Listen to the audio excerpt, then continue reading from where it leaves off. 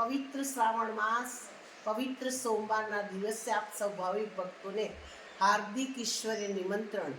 બ્રહ્માકુમારી વિશ્વવિદ્યાલય દ્વારા શ્રીફળના શિવલિંગ બનાવવામાં આવે છે, તો આપ સૌને દર્શન કરવા માટે અમારું ઈશ્વરી નિમંત્રણ.